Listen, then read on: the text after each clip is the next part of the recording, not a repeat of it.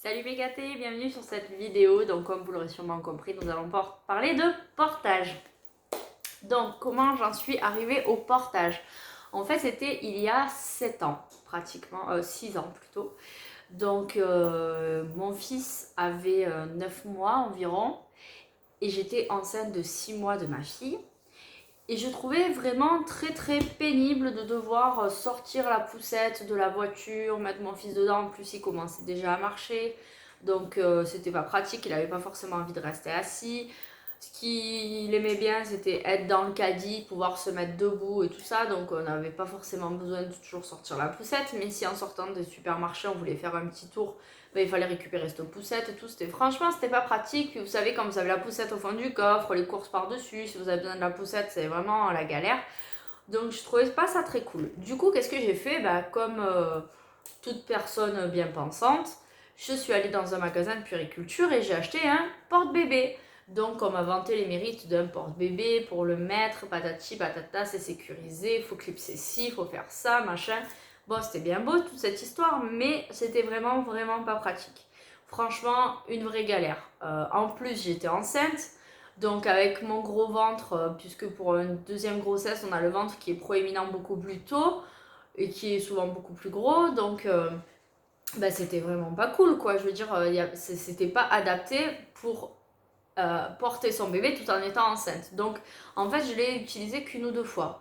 Vraiment, j'ai pas trouvé ça terrible, ça me plaisait pas, je trouvais que ça allait pas et tout. Ma mère m'avait filé un porte-bébé qu'elle utilisait pour moi quand j'étais toute petite, qui était même limite plus pratique, il était vraiment très rudimentaire, je l'ai encore, je vous montrerai ça dans une prochaine vidéo, qui était limite vraiment mieux, mais c'était pas encore ça quoi, c'est vraiment très rudimentaire, donc bon, c'était pas très bien sécurisé pour l'enfant, on sait pas trop où il doit mettre ses bras, enfin bon bref.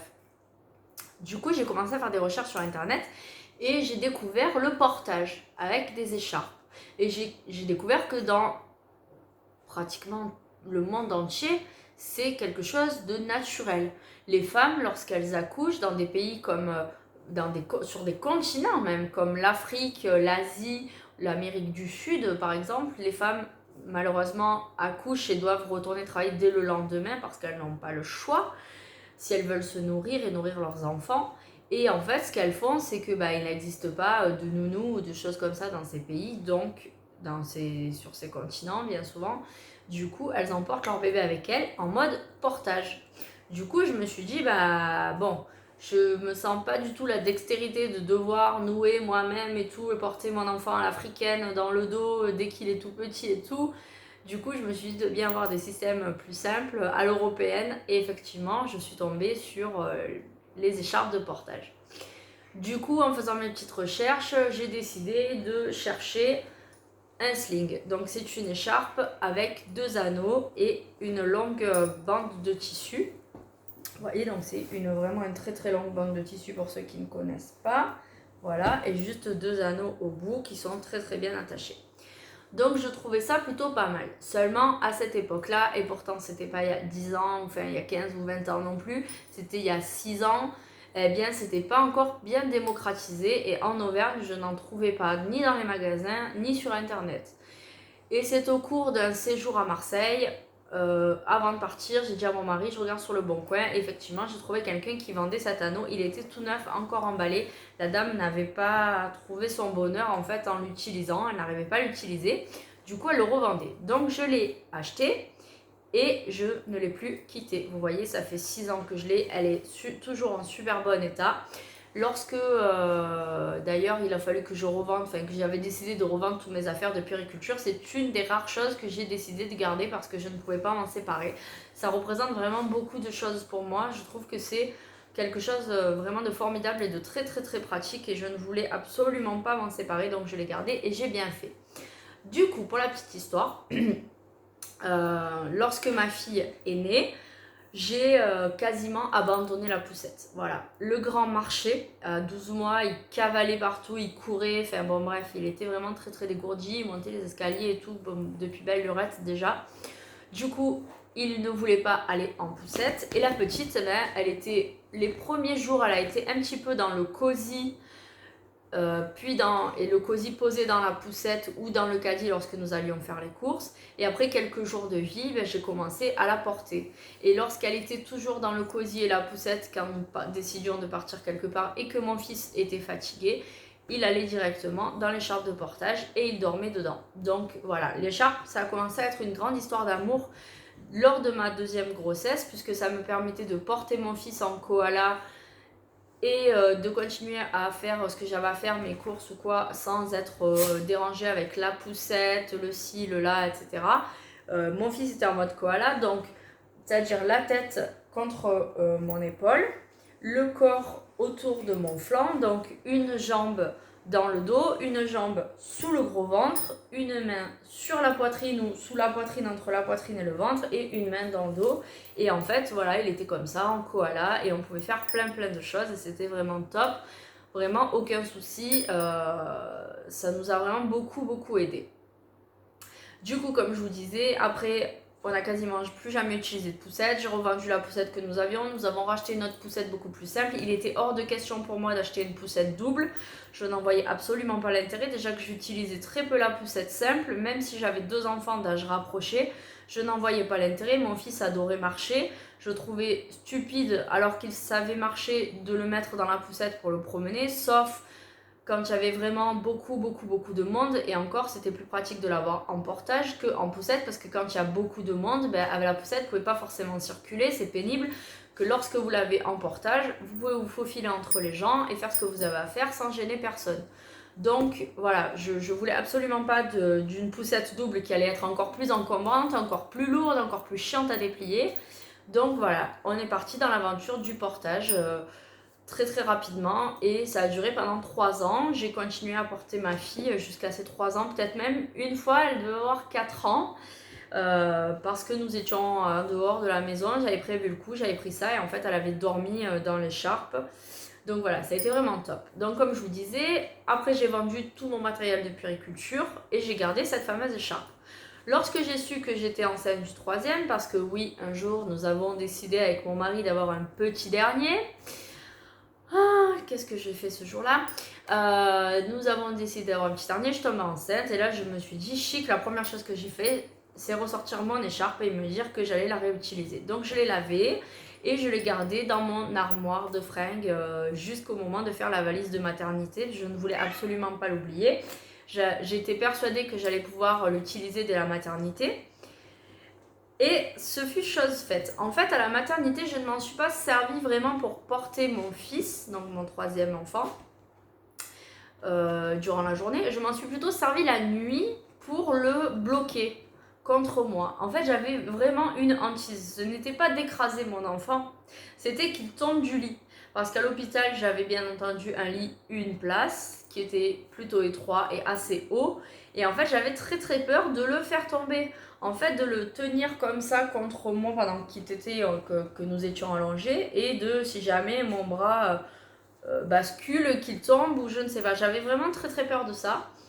Et du coup, ça m'empêchait vraiment de dormir alors que lui dormait paisiblement, mais je ne pouvais pas le poser dans son lit parce que dès que je le bougeais, il pleurait, il voulait revenir à côté de moi, puis il tétait très souvent, ce qui est normal pour un nouveau-né. Du coup, j'ai réfléchi que j'avais l'écharpe, et ce que j'ai fait, c'est que j'ai enroulé mon fils et moi dans l'écharpe. Donc en fait, j'ai pris l'écharpe. En plus, j'ai acheté un autre type d'écharpe, j'ai acheté deux tubes, je vous montrerai ça dans une autre vidéo qui a été vraiment super, je les ai utilisés pendant 4-5 mois, vraiment super. Vraiment, j'adore ces écharpes. Donc en fait, ce que j'ai fait, c'est que j'ai utilisé cette écharpe ou une des écharpes tubes pour coincer mon fils entre moi et l'écharpe pour être sûr qu'il ne tombe pas. Donc en fait, l'écharpe était autour de nous. Donc mon fils était contre moi allongé dans le lit et l'écharpe faisait un tour complet entre lui et moi. Donc nous étions tous les deux dans le tube. Et ça me permettait en fait, pendant qu'il était par exemple, d'avoir la main entre l'écharpe et lui pour le tenir près de moi. Mais si jamais en bougeant je sortais la main de l'écharpe ou que j'avais tout simplement envie de mettre ma main ailleurs, il était toujours maintenu contre moi par l'écharpe. Mais pas trop près non plus pour pas qu'il s'étouffe. Donc c'était vraiment très sécurisant et j'ai pu dormir comme ça les 2 nuits que j'ai passées à l'hôpital. Parce que autrement je n'arrivais pas à faire mal, j'avais vraiment très peur de le faire tomber du lit. L'avantage en plus, c'est que les écharpes sont suffisamment larges pour pouvoir envelopper bébé de la tête aux pieds. Donc il n'y avait vraiment rien qui dépassait, donc pas de risque qu'il glisse, qu'il s'échappe. Et pareil, les écharpes tubes, je les ai utilisées pour dormir un peu sur le fauteuil, pour être sûr pareil que bébé ne tombe pas, qu'il était bien enveloppé. Donc c'était vraiment top. Franchement, rien que pour ça déjà, je conseille. J'ai utilisé aussi bien sûr les écharpes pendant jusqu'à quasiment à présent. Il n'y a que depuis qu'il a 7 mois où je les utilise moi, on n'utilise plus la poussette parce que c'est plus pratique par rapport à l'école d'amener mes enfants en poussette un après l'autre parce qu'il y a beaucoup d'escaliers et tout ça et que j'ai mal à un genou, donc c'était pas très pratique. Il commençait à avoir pesé son poids, il avait plus trop envie d'être dans l'écharpe, il avait envie d'être assis dans la poussette pour regarder ce qui se passe autour, donc voilà, on avait un petit peu abandonné. Et puis là, depuis quelques jours, quelques semaines, on recommence à utiliser l'écharpe la journée pour l'endormissement parce qu'il a du mal à lâcher prise et que dès qu'il est posé dans l'écharpe, de suite il se détend, il lâche prise et il s'endort. Donc c'est assez pratique. Du coup, si j'ai un conseil à vous donner pour les écharpes, sachez que c'est vraiment quelque chose de très bien, mais il faut bien les choisir. Donc, si je n'ai qu'un conseil pour vous, c'est d'aller sur Facebook si c'est possible et de chercher les groupes de portage. Groupes de portage et de chercher des sessions d'essai de portage. Donc, vous allez avoir des petites après-midi, des petites matinées avec des spécialistes du portage dans votre région. Et je vous conseille d'y aller, que vous soyez même enceinte, même si vous n'êtes pas encore parent, si vous êtes enceinte ou si vous êtes jeune parent, n'hésitez pas à aller faire une de ces demi-journées ou heures, des fois ça dure qu'une heure, d'essai de portage avant d'acheter. Pourquoi ? Parce qu'en fait, il existe une multitude de modes de portage. Il existe les slings, il existe les écharpes à nouer, il existe les tubes à enfiler, il existe les porte-bébés ergonomiques, mais les vrais porte-bébés ergonomiques. Je ferai une parenthèse là-dessus après. Voilà, tous ces modes de portage sont vraiment très bien, mais ils ne sont pas adaptés à tout le monde. Déjà, au niveau de la morphologie, ça ne va pas forcément être le même mode de portage ou la même taille d'écharpe, que ce soit pour vous ou pour votre compagnon ou compagne, parce que si vous n'avez pas la même morphologie, il faudra une écharpe plus ou moins longue par exemple. Donc c'est important de savoir comment bien la choisir, et puis parce que certains modes de portage ne vous correspondront pas. Moi je sais que j'aime vraiment le sling avec ses anneaux, sa facilité à être mis et tout ça. Mon mari n'aime pas ça. Mon mari ne porte pas mes enfants avec ça car il n'aime pas ça. J'ai vraiment eu un énorme coup de cœur avec les tubes. Mon mari ne peut pas les mettre parce qu'ils ne sont pas à sa taille. Donc vous voyez, c'est important d'essayer. Et après, par exemple, les écharpes à nouer, moi je n'aime pas ça.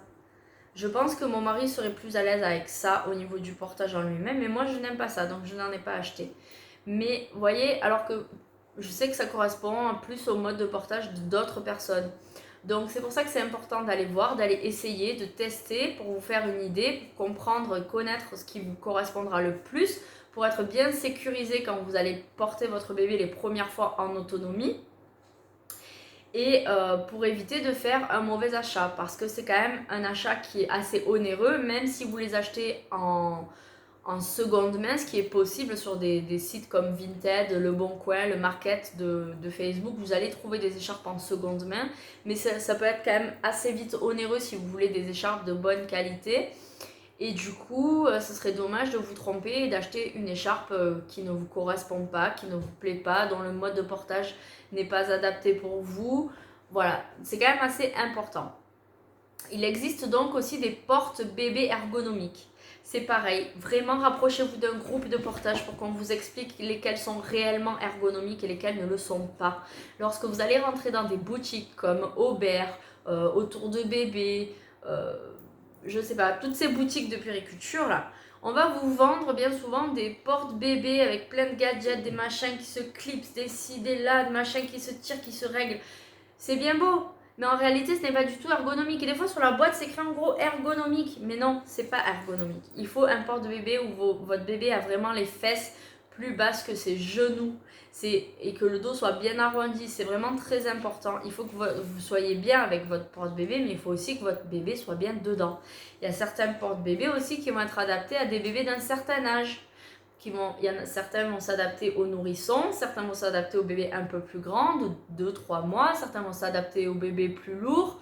Donc voilà, c'est important de faire le bon choix pour vous et pour votre enfant, parce que ça va être un objet que vous allez pouvoir utiliser longtemps. Si vous achetez le bon porte-bébé, vous allez vraiment pouvoir l'utiliser longtemps. Moi, comme je vous dis, le sling, je l'ai utilisé dès la naissance de mes enfants, jusqu'à 3-4 ans pour ma fille, et je pense encore quelques années, ou encore au moins quelques mois pour mon fils. Donc voilà, si vous utilisez le bon produit, il sera vite rentabilisé sur du long terme, et en plus vous allez pouvoir l'utiliser pour plusieurs enfants. Voilà, moi il a fait quand même 3 petits, et je l'avais acheté à une dame qui l'avait déjà utilisé 1 ou 2 fois, mais bon, c'est pas 1 ou 2 fois, 1 ou 2 utilisations qui vont l'user, mais voilà, il est passé moult fois à la machine, il a porté plein de petits, et enfin plein de petits, mes 3 enfants. Donc voilà, il n'y a vraiment pas de souci. Il faut bien utiliser un porte-bébé français ou fait en Europe, c'est très très très très important. Vous voyez, moi c'est un Made in France. Fabrication française, la marque c'est Néobulle par exemple, 3,5 kg à 15 kg. Mais c'est très important parce que si vous allez sur des sites comme AliExpress, Wish ou Amazon, vous allez trouver des porte-bébés, des rings comme ça. Mais en fait, vous avez le risque que par exemple les anneaux soient trop fins ou qu'ils se chevauchent. C'est-à-dire que l'un passe dans l'autre avec le tissu qui va être bloqué dedans. Et du coup, l'écharpe se dénouerait toute seule. D'un coup, votre bébé pourrait se retrouver par terre, patatras, parce que les anneaux étant mal faits, pas de la bonne taille, pourraient rentrer un dans l'autre et du coup défaire. Donc c'est très très important de prendre une écharpe manufacturée en France ou en Europe avec les normes européennes. C'est très très important. Voilà. Je pense avoir fait le tour des conseils que je voulais vous donner. Je vous ferai une autre vidéo sur les différents modes de portage que j'utilise et dans quelles conditions je les utilise, parce que oui, il y a des écharpes que je n'utilise pas toujours dans les mêmes conditions que d'autres pour des questions de praticité tout simplement. Voilà, écoutez, si vous aussi vous êtes adepte du portage ou que vous voulez essayer, ou que vous avez déjà essayé, bref, peu importe, donnez-moi votre expérience. Moi, c'est vrai que je ne connaissais personne qui faisait du portage, j'étais vraiment la seule. De toute façon, je suis un peu une extraterrestre dans ma famille parce que je suis la seule à faire du portage. Je suis partie pour l'allaitement long, alors que par exemple ma mère, sur nos trois frères et sœurs que nous sommes, n'a jamais allaité. Enfin, je connais très peu de personnes qui ont allaité autour de moi en définitive. Nous sommes aux couches lavables depuis la naissance. Le cododo, enfin bon bref, voilà, on est des extraterrestres un petit peu, mais moi ça me convient comme ça, et si je peux aider des mamans, des futures mamans à aussi vivre leur maternité de la manière la plus sereine possible, j'en serais ravie. Et surtout que ce qui est le plus bizarre pour mon entourage, c'est que tout cela survient à mon 3e enfant, parce qu'en fait à mon premier, j'avais pas encore fait tout ce chemin. Pour ma 2e qui a été enchaînée, ça a été un peu plus compliqué. Je suis passée, voilà, j'ai commencé par le portage, des petites choses comme ça, envisager les couches lavables, mais je ne l'ai pas fait parce que j'étais pas trop sûre et tout ça.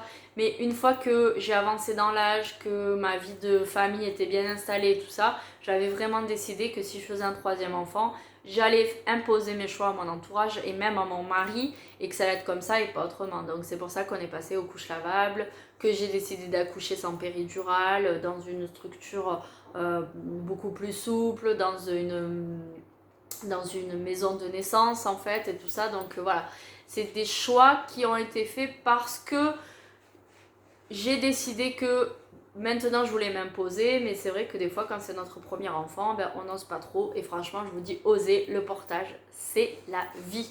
Voilà, je vous fais de gros bisous et je vous dis à très bientôt pour une nouvelle vidéo.